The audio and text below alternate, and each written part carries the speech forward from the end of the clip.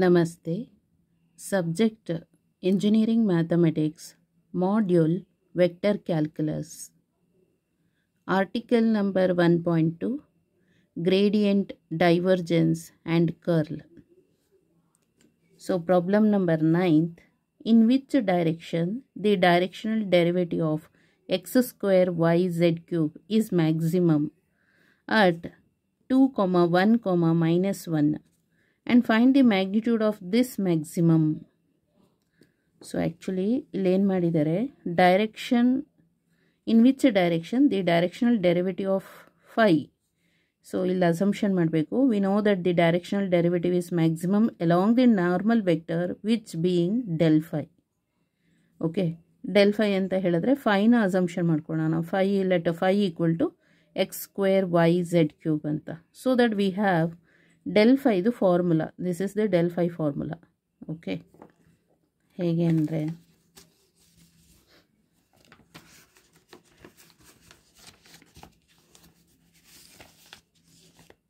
so let phi equal to x square y z cube, x square y z cube. Then find out the del phi equal to dou phi by dou x into I plus dou phi by dou y into j plus dou phi by dou z into k. So del phi equal to partial derivative of phi with respect to x. So that is 2x y z cube into I plus partial derivative of phi with respect to y is x square z cube j plus partial derivative of phi with respect to z is 3x square y z square. k illide k ಅಂದರೆ partial derivative with respect to ಏನಿದೆ ಅದಕ್ಕೆ differentiate ಮಾಡಬೇಕು. ಇಲ್ಲಿ X ಇದೆ ಅಲ್ವಾ, X ಸ್ಕ್ವೇರಿಗೆ ಮಾತ್ರ differentiate ಮಾಡಬೇಕು, Y Z cube ಹಾಗೆ ಬರಿಬೇಕು. ಎಕ್ಸ್ ಸ್ಕ್ವೇರ್ಗೆ ಡಿಫ್ರೆನ್ಷಿಯೇಟ್ ಮಾಡಿದರೆ ವಿತ್ ರೆಸ್ಪೆಕ್ಟ್ ಟು ಎಕ್ಸಿಂದ 2x ಆಗುತ್ತೆ. ಸಿಮಿಲರ್ಲಿ ಅದೇ ಥರನೇ ವೈಗೆ, ಇಲ್ಲಿ Y to the power of 1 ಇದೆ, ಇದಕ್ಕೆ ಡಿಫ್ರೆನ್ಷಿಯೇಟ್ ಮಾಡಿದರೆ ಸೊ ಅದು 1 ಆಗುತ್ತೆ. ಎಕ್ಸ್ ಸ್ಕ್ವೇರ್ ಝೆಡ್ ಕ್ಯೂಬಿಗೆ ಮಾತ್ರ ಹಾಗೆ ಬರ್ಕೋಬೇಕು, ವೈಗೆ ಡಿಫ್ರೆನ್ಷಿಯೇಟ್ ಮಾಡಿದರೆ 1 ಅದು. X square z cube into 1 ಅಂದರೆ ಎಕ್ಸ್ ಕ್ಯೂಬ್ ಝೆಡ್ ಕ್ಯೂಬೇ. ನೆಕ್ಸ್ಟ್ ಇಲ್ಲಿ ಮತ್ತೆ ಇದಕ್ಕೆ ಇಲ್ಲಿ ಝೆಡ್ ಕ್ಯೂಬ್ ಇದೆಯಲ್ಲ, x square y as it is ಹಾಗೆ ಬರೀಬೇಕು. ಎಕ್ಸ್ ಸ್ಕ್ವೇರ್ ವೈನ ಝೆಡ್ ಕ್ಯೂಬಿಗೆ ಡಿಫ್ರೆನ್ಷಿಯೇಟ್ ಮಾಡಬೇಕು ವಿತ್ ರೆಸ್ಪೆಕ್ಟ್ ಟು ಝೆಡ್ಡಿಂದ, ಪಾರ್ಷಿಯಲ್ ಡೆರಿವೇಟಿವ್ ಅಲ್ಲ, ಹಾಗಾಗಿ 3z ಸ್ಕ್ವೇರ್ ಆಗುತ್ತೆ, 3z square. Next del phi at 2, 1, minus 1 ಅಂತ ಹೇಳಿದ್ದಾರೆ. X value is 2, y value is 1, Z value is -1 ಅಂತ ಗೊತ್ತಾಯ್ತಲ್ಲ.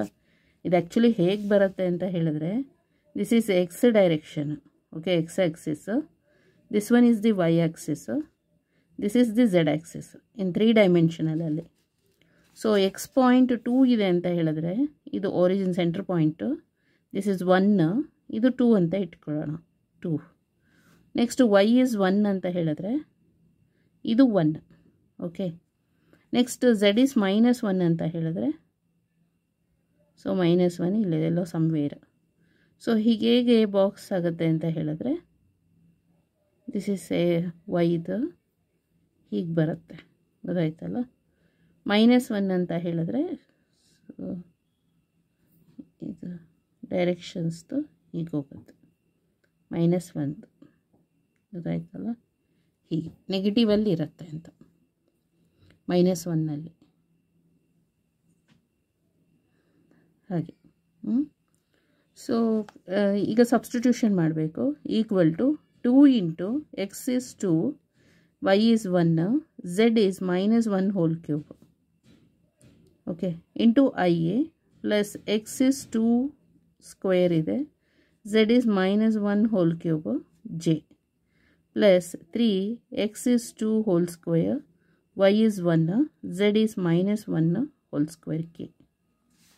So then del phi 2, 1, minus 1 equal to -1 cube ಅಂದರೆ -1 ಬರುತ್ತೆ, okay. 2 2s are 4, 4 into -1 is -4, I minus 1 cube ಅಂದರೆ -1 2 square ಮಾಡಿದರೆ 4 -4j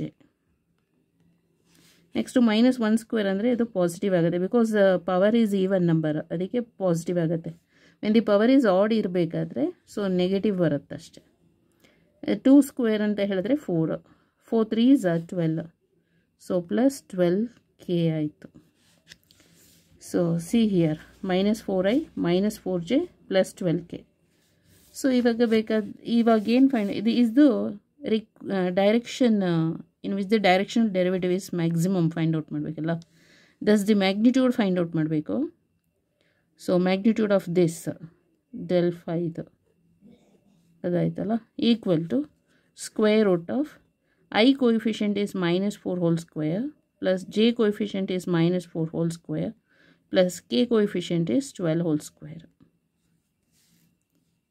So next square root of -4 square is 16 plus 16 plus 12 square is 144. So 16 is 32, 144 32 is 176. Square root of 176 176 ಅಂತ ಹೇಳಿದ್ರೆ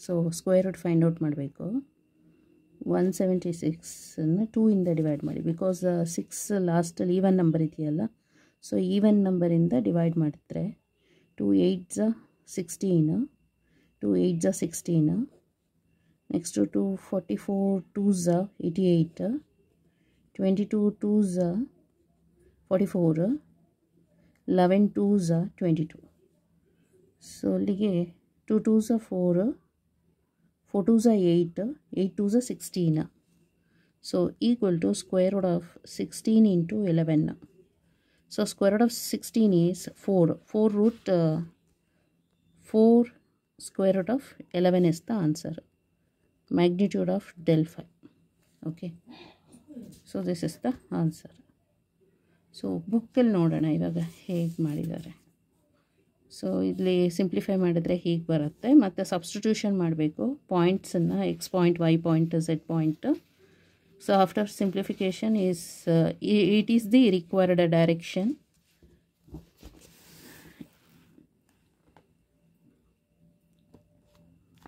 in which the directional derivative is maximum thus the magnitude is given by so find out ಮಾಡಿದ್ರೆ 4 square root of 11 ಬರುತ್ತೆ okay this is the answer okay thank you so much